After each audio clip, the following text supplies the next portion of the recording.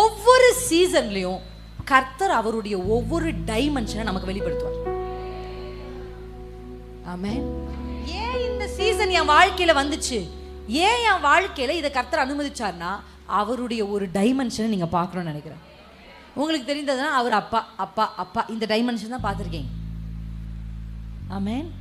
ஒரு கடன் வரும்போது தான் யெகோவா ஈரேன்ற டைமென்ஷனை பார்ப்பீங்க. ஒரு சண்டை வரும்போது தான் யெகோவா ஷாலோம்ன்ற டைமென்ஷனை பார்ப்பீங்க. எதிரிகள் பெருகும் போதுதான் யெகோவா நிசின்ற டைமென்ஷனை பார்ப்பீங்க. படிக்கிறது வேறங்க, அனுபவிக்கிறது வேற. அல்லேலூயா, ஆமென். மண்ணா தேனிட்ட பணியாரம் போல இனிப்பா இருக்கும்னு படிக்கிறோம்.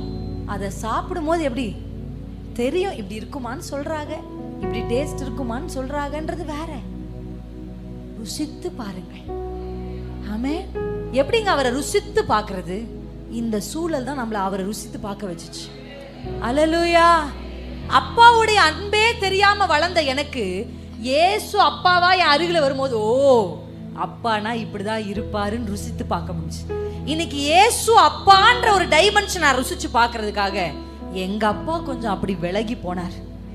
அந்த சீசனை கர்த்தர் அனுமதிச்சார்.